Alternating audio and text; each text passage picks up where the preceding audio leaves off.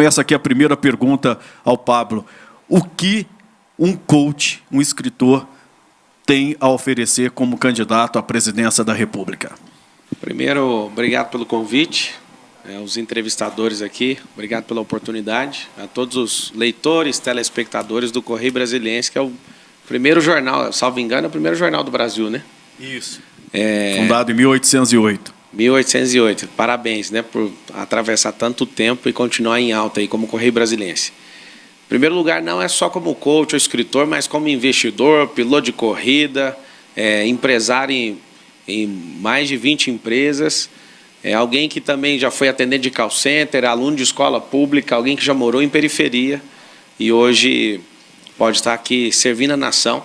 Eu vejo que o Brasil não foi condenado.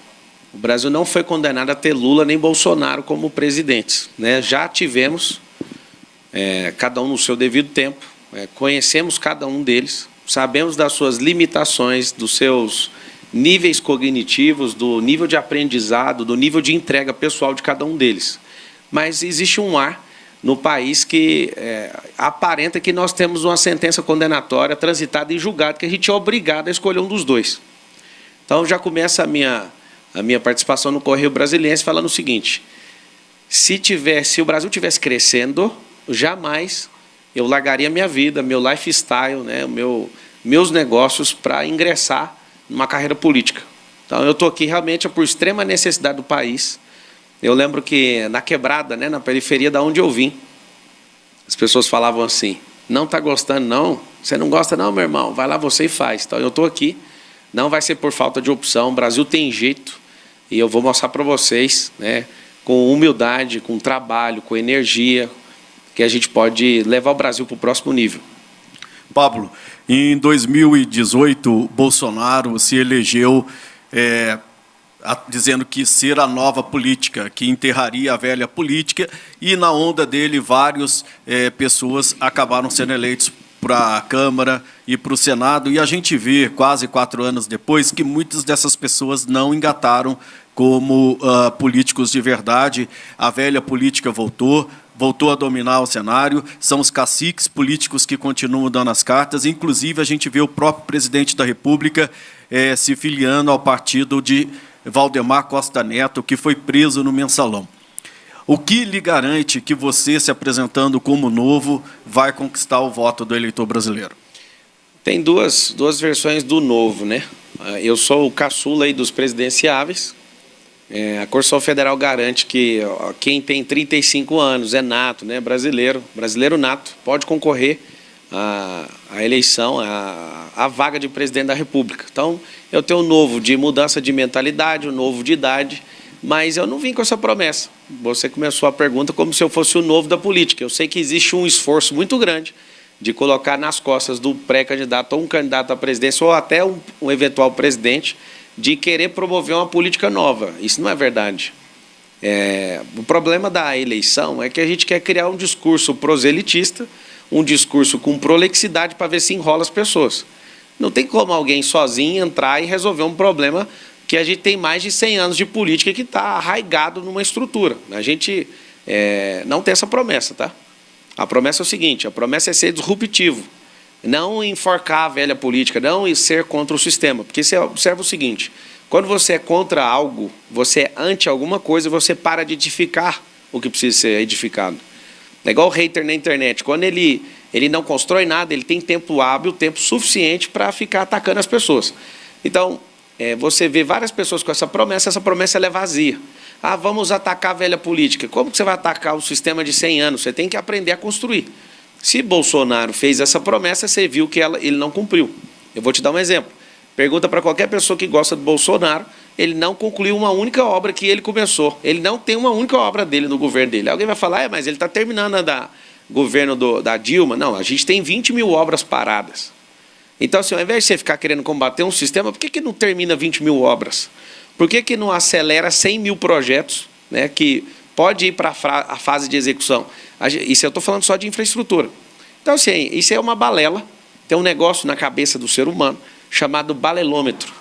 todo mundo, quando ouve algo, eu mesmo não me comprometo, nem que você falasse para mim, vai crescer 2 pontos na pesquisa, não interessa, eu não vou comprometer com algo que não existe. Então, a nossa intenção não é peitar a política, mas é mostrar que tem como a gente, sangue novo, construir coisas novas, e eu tenho certeza que, às vezes, o desânimo que políticos antigos carregam, você, né, nessa reciclagem, essas pessoas podem se levantar e começar a pensar diferente. Então, não se muda a regra do jogo para quem está chegando. O atual governo tentou 2 anos fazer um governo dele mesmo. E aí tem uma maldição na nossa legislação eleitoral chamada reeleição. Essa é uma maldição que o Fernando Henrique conseguiu implementar no sistema eleitoral brasileiro. E essa maldição garante o seguinte, que qualquer cargo de executivo no país só consegue governar por 1 ano. O resto é renegociando a próxima candidatura. E aí a gente continua empurrando o Brasil com a barriga, e a gente não tem um projeto de país. E aí vem esse tanto de conversa mole que a gente já cansou. É por isso eu cansei como cidadão e estou aqui para ajudar a avançar nesse assunto. Mariana. O senhor, então, caso consiga se eleger, não concorreria à reeleição? Mais que isso, eu vou ofertar a reeleição, que essa é uma dádiva que todo presidente da República tem nas mãos. O Fernando Henrique, que sacou desse instituto, foi muito bem quando, né, o Plano Real deu certo. Então, ele entrou na cabeça de todo mundo e falou, vou fazer aqui um saque e eu vou me reeleger. Conseguiu o apoio do Congresso e se reelegeu. O problema é o seguinte, todos os presidentes, essa vai ser a primeira vez que o presidente não consegue se reeleger, esse atual presidente. Então, a Dilma se reelegeu, o Lula reelegeu, o Fernando Henrique reelegeu. Você está dizendo que o Bolsonaro não vai se reeleger? Nem ele, nem o Lula vai sentar na cadeira de presidente da República. Nenhum dos dois. O Brasil tem jeito, as pessoas vão perceber que essa polarização é uma idiotice criada pelos dois. Os dois são personagens de um desenho animado que a gente assistiu na nossa infância, chamado Tom e Jerry. O Thomas é alguém que quer destruir a casa, e o Jerry, na verdade, é o rato que quer destruir a casa.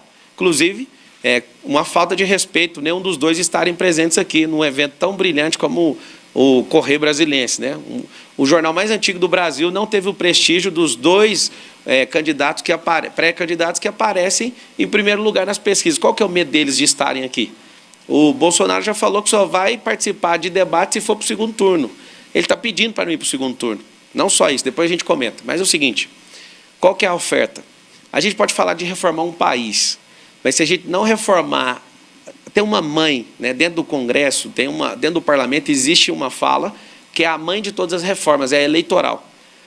O presidente que tiver coragem de ofertar a própria reeleição, ele consegue mover a reforma eleitoral. Quando você conseguir entrar nisso, o país começa a reformar, de fato, né, a questão tributária.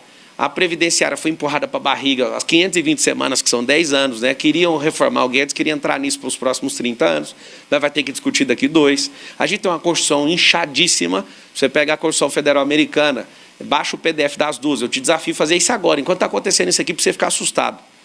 Todo mundo me pergunta, todos os dias, o que você vai fazer com o STF? Não vou fazer nada, o STF é um poder que tem que ser respeitado e promovido, mas tem uma coisa que está errada. A Constituição Americana tem 13 páginas de PDF, a Constituição Brasileira tem 498. Eu faço um desafio aqui nacional, nenhum parlamentar, nenhum ministro do STF, ninguém conhece a Constituição Federal de fato. Você pega alguém que vai estudar para concurso público, ele passa mal, porque é tanta coisa, é tanto dispositivo, e a gente não tem um STF querendo governar, a gente tem uma Constituição inflacionada. E aí a gente precisa discutir isso, não, talvez não para os próximos 4 anos, mas a gente não pode virar essa década sem ter uma nova Constituinte. Então são coisas que, para acontecer todas essas coisas, a gente precisa de uma única reforma, a eleitoral. Pergunta para os deputados e senadores se eles querem fazer reforma eleitoral. Não querem. Por que não querem? Porque é todo mundo amarrado, é um sistema de freio contra peso. E aí, eu não só sou contra, mas eu já vou começar o discurso a partir de agora e me empenho a ofertar a reeleição para esse sistema funcionar. Se não tiver um presidente de coragem de fazer isso, a gente não consegue fazer reforma eleitoral. Pablo, boa noite. O PROS deve ter uma fatia generosa do fundo eleitoral. As projeções indicam em torno de 89 milhões para o partido. Quanto que pretende ser utilizado na campanha presidencial? E qual a sua opinião sobre o fundo eleitoral? Como você vê esse instrumento hoje na nossa política? Tá. Em primeiro lugar, eu peço para a minha equipe aí anotar uma tarefa para a gente ir no cartório e registrar isso, que eu acho que fica mais bonito. Eu não vou usar nenhum real do fundo eleitoral. Nenhum real não, nenhum centavo. Só que, estudando o fundo eleitoral, eu que sou jurista por formação, eu posso falar para você, o fundo eleitoral, na mini-reforma eleitoral, né, antigamente você tinha uma empreiteira que doou pessoalmente 400 milhões de reais para um presidente que está concorrendo agora, que não veio na sabatina hoje, que é o Luiz. Recebeu 400 milhões de reais comprovado, via judiciário e tudo. Isso não é uma conversa fiada, né? Então, peraí, não vamos mais colocar empresas para doarem para as campanhas eleitorais. Vamos fazer um avanço aqui? Vamos. Vamos fazer doação para o CPF. Ninguém está envolvido com isso, ninguém quer ajudar, né? O brasileiro está enojado de política. Então, peraí, a gente precisa pegar dinheiro público e colocar nas campanhas, né? Até os parabéns eu quero dar para o Novo. O Novo é um partido que não usa o fundo eleitoral. Então, meus parabéns por vocês tomarem essa atitude. Agora, vocês têm que entender que o fundo eleitoral ele volta para a economia. Se não houver desvios, se não houver pessoas que, de fato, comem esse dinheiro como gafanhoto, mas se for usado dentro do processo eleitoral, dentro da regra da legislação, isso é para pagar a gráfica, isso é para pagar pessoas que seguram bandeira, marmita, santinho, é para pagar gasolina, é para pagar transporte. De todo jeito, o dinheiro ele é injetado de novo na economia. Então não tem nada de mula de 7 cabeças, tem nada, isso aqui é um monstro, é um dinheiro público voltado para o público. Agora, o que a gente tem que ter atenção é o que fazem com esse dinheiro. Que já aí não é um problema do dinheiro, é um problema de prestação de contas junto ao TSE. Mas eu, Pablo Marçal, não vou tocar nesse dinheiro. Eu acabei de chegar no partido dia 30 de março. Alguém falou, não, faz o partido devolver. Eu acabei de chegar, estou conquistando as pessoas.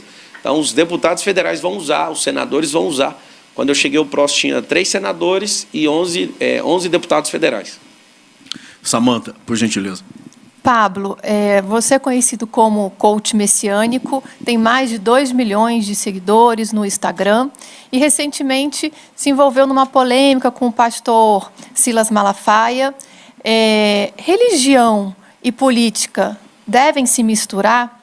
E já emendando uma outra pergunta, você avalia, acredita que as próximas eleições vão ser eleições, a campanha vai realmente se decidir nas redes sociais, apesar de terem restrições eleitorais, e como você avalia a atuação tanto da esquerda como da direita, da tropa do Bolsonaro, como a tropa do Lula, nas redes sociais? Em relação à polêmica com o Silas, quem é famoso, qualquer coisa que faz fora da curva é polêmica. Com o Silas já está resolvido. Gravei um vídeo hoje, vocês que estão assistindo, vai lá no meu canal do YouTube. Pablo pede perdão para o Silas. Eu vejo que aquilo não edificou em nada. E o vídeo ficou muito bom porque eu realmente, de forma sincera, voltei atrás nas coisas que eu falei para ele. Ele é bolsonarista, ele não vai mudar. Eu espero que ele consiga lograr isso, o que ele está procurando, mas quem ele está defendendo não vai ser o próximo presidente do Brasil. E eu espero que, assim como o Silas fez em 2002, apoiando o Lula, apoiando a Alckmin, apoiando o Serra, apoiando o próprio presidente, hoje ele esteja apoiando a gente também. É uma boa pessoa, mas eu encerro as discussões. Só para você ter uma noção, eu sou jurista por formação e até hoje nunca processei uma pessoa. Então eu não fico nessa onda de querer me defender e acabei me defendendo ali. Foi um momento bom de visibilidade, mas eu me arrependi de verdade, fui lá pedir perdão, voltei atrás. Em relação